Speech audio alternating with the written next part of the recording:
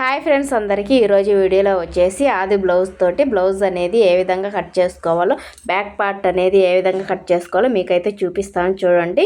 ఇప్పుడు మనము స్కేల్ తోటి ఖర్చు ఏదన్నా ఎక్స్ట్రా క్రాస్ పీస్ ఉంటే ఈ విధంగా నీట్గా కట్ చేసేసుకోండి. తర్వాత హాఫ్ ఇంచ్ అనేది ఖర్చుకి ఇచ్చాను. మనం ఎందుకంటే నడుం బెల్ట్ కుట్టడం కోసము ఇలా 4 మడతల మీద మడచేసుకొని అసలుకి బ్యాక్ డాట్స్ కోసము అలానే ఎక్స్ట్రా ఖర్చు 2 ఇంచులు అనేది ఈ విధంగా మార్కింగ్ చేసేసుకోండి.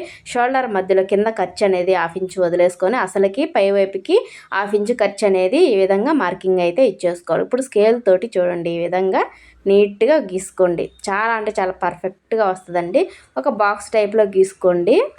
కొత్తగా నేర్చుకునే వాళ్ళకి చాలా అర్థమవుతుంది. కింద హాఫ్ ఇంచ్ అనేది ఖర్చుకు వదిలేసుకొని అసలుకి ఖర్చుకి ఈ విధంగా మార్కింగ్ ఇచ్చేసేయండి. ఇప్పుడు వీపు అనేది ఎంత పొడవు ఉందో ఈ విధంగా కొలుచుకోండి. కింద ఖర్చు అనేది వదిలేసుకొని ఈ విధంగా నీట్గా కట్ చేసుకోండి. ఇప్పుడు చూడండి నెక్ అనేది కింద లైన్ ఉంది కదా అక్కడి నుంచి పెట్టేసుకొని పైన చూడండి మనము రెండో లైన్ అనేది ఉంది కదా షోల్డర్ దగ్గర అక్కడికి కరెక్ట్గా వచ్చేటట్టు ఈ విధంగా పెట్టేసుకోండి.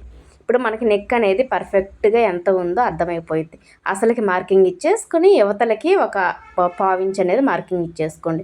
అలానే షోల్డర్కి కూడా అసలు ఖర్చుకి ఈ విధంగా మార్కింగ్ ఇచ్చేసి ఒక స్కేల్తో అయితే నీట్గా గీసేసుకోవాలి. చూడండి ఈ విధంగా గీసుకోండి. మీకు చాలా క్లారిటీగా బ్లౌజ్ అనేది బ్యాక్ పార్ట్ అనేది చాలా నీట్గా కుదురుతుంది.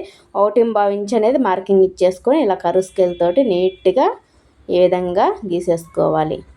తర్వాత నెక్ కూడా మనకి ఎంత కావాలో డీప్ అనేది అంత చూసుకొని ఈ విధంగా గీసుకోండి. చాలా అంటే చాలా పర్ఫెక్ట్గా వస్తుందండి.